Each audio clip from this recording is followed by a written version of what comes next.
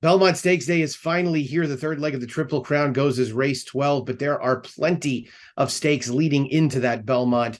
Included among them are a number of grade ones, including the Ogden Phipps, which goes as race number 7. Nick Tammaro here to cover this Ogden Phipps. Joining me, Darin Zoccali. Darin, we got a lot going on at TwinSpires. Tell us a little bit about some of the promos everybody can feast on Belmont Stakes Day. We do. We got 130 horses entered over 13 races. So we got a money back for you, not just Belmont Day, but even the Friday before. All eligible races up to $10. You get your money back. If your horse runs second in any race that has at least 5 starters, second and third get you the money back in any race with at least 8 starters. So go to TwinSpires.com, go to the offers page. Be sure to be opted in because you have to be opted into the promotion to get that money back. And it's an automated money back, which means that you're going to get that money back in your account within minutes after the race rather than having to wait a couple of days. So be sure to be opted in and bet the Belmont Stakes both Friday and Saturday cards with us at TwinSpires. Pretty incredible. It at least limits your opportunities for bad beat stories. You're getting some of your money back on the second and third place finishes, and I know we'll have a plethora of those. The Ogden Phipps goes again as race number 7, 3:02 Eastern Time, a mile and a 16th on the main track. And let's start, Darin, with the reigning champion from the Phipps, last year's winner, the 6 Clariere, who is the 6-5 morning line favorite. Unlike last year, she's actually coming into this race off a win, having won in the Apple Blossom. I don't think either of us would deny, even if we want to take a chance against her, she's clearly the horse to beat. No question about it. And I remember last year when I looked at the race with the short field and the way that it appeared on paper, I didn't see a way that she was going to be able to get into the race and win. And then, of course, we got that insane suicidal speed duel up front and things set up perfectly for her. She comes into this off the win in the Apple Blossom. She's going to be rolling from off the pace. On paper, there's certainly speed. I don't know if there's as much speed as we saw in this race last year. So she may have her work cut out for her again, going back to this mile and a 16th around the one turn. But I learned very quickly from her previous efforts, and especially her effort in the Phipps last year, that I would be foolish to discount her chances.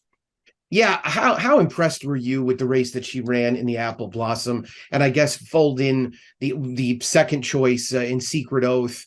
You know, which of the last 2 races where they faced each other, the Azeri and the Apple Blossom, to you is a better indicator of where they are respectively? Yeah, it's a good question. I mean, the way that the Azeri went, they really kind of slowed things down in the middle part of that race, and I think that worked to her disadvantage. She had to make up a lot of ground that day, whereas in the Apple Blossom, it felt like the race kind of sped up in the middle part of the race, which might have helped her a little bit. But that being said, when they got to just outside of the 3/16 pole at Oakland Park, I didn't think there was any chance that Clariere could get there, and she somehow found the way. I thought the Apple Blossom, the fact that she got there, may have looked better on paper. But again, I thought the way that the middle part and the flow of the race in the Azeri really played against her. It was also a first race back off the layoff since the Breeders' Cup distaff. So she might even have another move forward in her in this spot, which could make her a bit scary. Yeah, I'm inclined to think that the Azeri was a race where Secret Oath got her for a lot of the reasons that you laid out. I do think Clariere is a better horse. They have faced each other now a total of 3 times. Clariere does have the edge 2-1, with the distaff being that third spot. I do think, however, that Belmont, especially the way Secret Oath wants to run with that outside moving, kind of free flowing style, I do think it actually plays pretty well. This will be her Belmont Park debut. Do you think that could be part of the equation at all in terms of Secret Oath maybe getting one back on Clariere?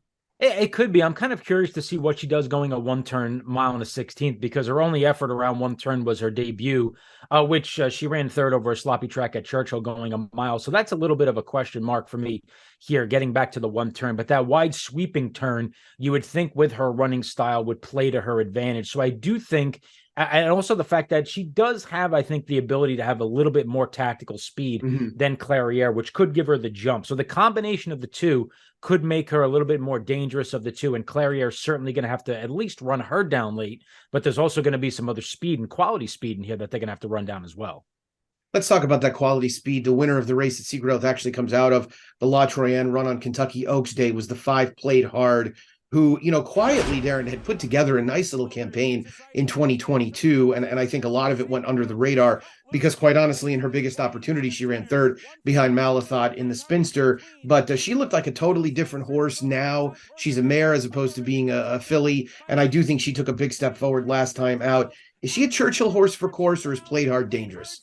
I think she's dangerous. I think she's getting good at the right time. I think she's coming out of a stacked division last year. You talk about the horses like Nest and Secret Oath, the 3-year-olds. You had Malathat and Clariere, the older horses. So I think she was just kind of overshadowed, but I think she's getting to the point now where she's hitting her best stride. I loved her effort in the La Troyenne, fending off Secret Oath through the stretch. She had every reason to give it up there. She had every reason to let Search Results go past her on the inside, and she fought them both off the entire way. Now, she did sit a good trip that day off Society. There's no Society in here, and I think she's going to inherit the lead and have an opportunity to maybe dictate the terms in this spot. There was no outside bias that day that she won at Churchill Downs. That was a quality effort that was every bit as good as it looked on the racetrack and on paper. And I think she's got a chance to potentially steal this race on the front end. I think the 1-turn mile in the 16th is going to make her even more dangerous.